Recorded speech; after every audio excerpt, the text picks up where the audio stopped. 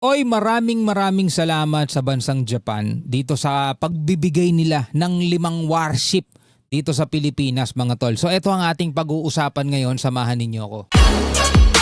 Audio Jungle.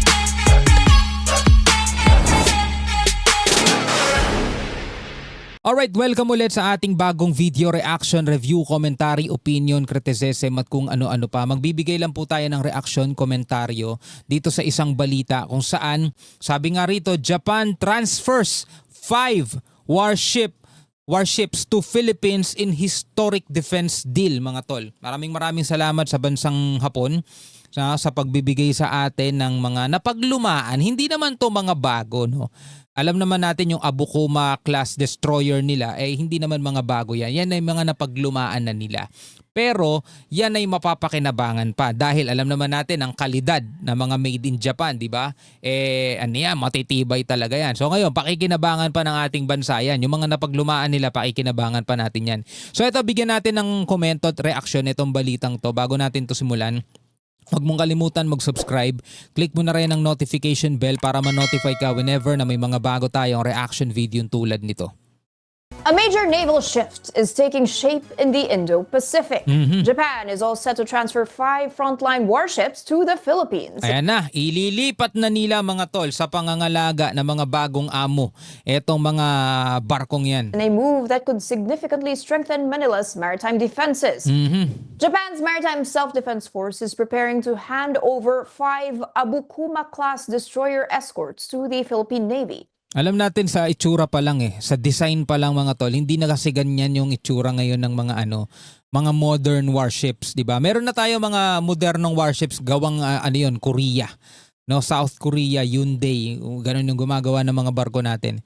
Pero eto, kung makikita mo, medyo may kalumaan na rin yung disenyo. Pero kung titignan mo mga tol, tapos iisipin mo pa kung saan bansa galing, talagang tatanggapin mo ng open hands yan.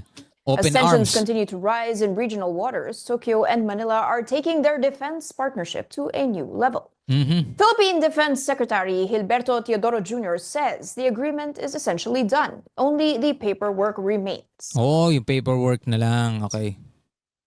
The provision of the frigates is a sign of goodwill from the Japanese government, along with deals including radars and other equipment. We will look into the current condition of the ships to determine what Philippine naval capabilities these Japanese craft can best match or pair with. Alam niyo mga tol, kahit na merong magandang hangarin o kalooban etong Japan sa atin, meron pa rin tayong mga kababayan na tumututol pa rin. Kasi yung iba nagsasabing nakalimutan nyo na ba kung anong ginawa ng mga Hapones sa atin? Meron pa rin dyan, hindi pa rin nabibigyan ng katarungan yung mga ginawang panlalapastangan ng mga Hapon noong panahon ng ikalawang digmaang pandaigdigan, mga tol. Well, hindi naman sa kinakalimutan, di ba? Pero pass is pass. Kailangan na nating mag-move forward. Etong bansang Hapon ngayon, mga tol, ay hindi na sila, etong mga nakakausap natin ngayon, hindi na sila yung mga tao na gumawa ng masama sa atin. Matatanda na rin yung mga yun. Baka ngayong iba wala na sa mundong ibabaw. Kumbaga bagong gobyerno, bagong mga sundalo, bagong ibang mga tao na to mga to. Tulad na lamang din ng mga sundalo rito sa Pilipinas, hindi na rin yun yung mga nakipaglaban sa mga Hapon dati. Mga retired na yun, mga matatawag nating veterano. Kumbaga, yun na yung tawag sa kanila, veterans.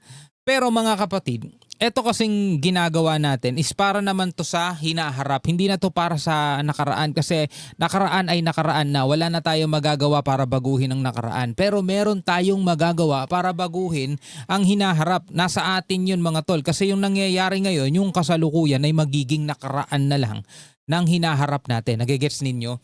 So kung ang hinaharap natin, gusto natin maging matatag ang ugnayan ng Pilipinas, Japan, matatag ang partnerships, matatag ang palitan ng natin ng mga ganitong klaseng bagay, dapat ngayon pa lang tinatrabaho natin yan sa kasulukuyan. Hindi ko alam kung nag-a-agree kayo mga kapatid, pero ulitin ko wala na tayong magagawa sa nakaraan. Pero meron tayong magagawa para baguhin ang ating hinaharap. At isa na dyan mga tol, yung pakikipag-alyansa natin sa bansang Japan para mas lalo nating mapalakas yung ating depensa. Dahil alam naman natin mga kapatid, meron tayong pinoproblema ngayon. Isang bansang inaangkin na lang lahat ng atin. Yung Batanes ngayon, gusto nila, kanila na rin. Tuloy If natin. everything stays on schedule, all 5 ships are expected to arrive within the next 2 to 3 years. Ang tagal naman. The transfer will also make history. It will be Japan's first overseas transfer of retired Ang tagal pala ng mga paperworks na yun, no? 2 to 3 years pa ihintayin natin. Maritime Self-Defense Force surface combatants under its new defense export framework. The groundwork was laid in May when Teodoro met Japanese Defense Minister Shinjiro Koizumi. Yan yung counterpart niya sa Japan. The two sides then created a bilateral working group to turn the plan into reality. The Abukuma class was built for coastal warfare. The 6-ship class entered Japanese service between 1989 and 1993. Biruin mo, tingnan mo naman kung gaano nakatatandaan itong mga to, mga kapatid. Na-commissioned siya sa Japan noong 1989. Well, pinanganak na ako niyan kasi 1987 ako eh. So 1989 siya hanggang 1993. No, yun ang ano niya, yun ang commissioned niya. Displacement 2,000 tons, ang bigat din length 109 meters, top speed 27 knots. Built for coastal defense and anti-submarine warfare. Okay.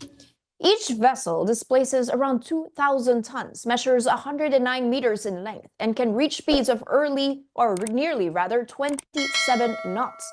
They may not be the newest ships, but they remain heavily armed. Hindi man sila bago ngayon pero heavily armed sila. 76mm main gun, may Harpoon anti-ship missiles pa sila. The vessel is equipped with a 76mm main gun, Harpoon anti-ship missiles, an ASROC anti-submarine launcher, lightweight torpedoes, and the trusted Phalanx close-in weapon system for last-ditch defense. At isa pa, made in Japan. Tandaan nyo yun mga tol made in Japan.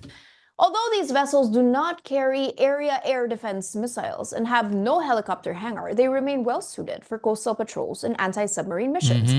That is exactly the kind of capability the Philippine Navy is looking to add. Manila is already Ganito na itsura ng mga bagong barko. Ayan, ganyan na itsura. preparing for their arrival. The Defense Department is considering new berthing and docking facilities to support the incoming fleet. Wow. At the same time, military teams will inspect each ship before deciding how best to integrate it into service. And once commissioned, the destroyer escorts will strengthen an already growing fleet. They will operate alongside the Jose Rizal class frigates. They will also join the newer Miguel Malvar class frigates, and the joint cooperation does not stop there. Okay lang yan kahit mga luma. Okay lang yon mga tol, no? Kasi ulitin ko ulit tandaan ninyo mga kapatid, gusto ko tong i-highlight, i-emphasize Ito ay made in Japan. At kahit na gaano pa katagal yan, basta well-maintained, maayos yan. 'Di ba? Meron nga tayo mga sasakyan na mga vintage kung tawagan, 'di ba? Basta well-maintained, maaasahan mo yan, mapapakinabangan mo yan mga tol. At saka kahit na luma siya, kung titignan mo naman talagang chinik naman nila maigi yan 'di ba? At 5 barko yan. Tandaan niyo 5 barko yan. Yan ay dagdag sa puwersa ng Pilipinas. 'Di ba? Tatanggi pa ba tayo? Bigay lang naman yan. Daw matagal bago natin makuha, 2 to 3 years daw. At least meron tayong inaasahang darating. 'Di ba? Kasunod niyan, meron pa tayong mga ipinapagawang barko, meron pa tayong mga binili. 'Di ba? So, bilang mga Pilipino, mga tol, ano ang inyong masasabi tungkol dito? Siyempre, gusto ko rin malaman kung ano ang inyong komentaryo, kung ano ang inyong masasabi about dito sa 5 warships na binigay ng Japan dito sa Pilipinas. Pwede kayong magbigay ng komentaryo sa ibaba. Hanggang sa muli, mga tol. Peace out.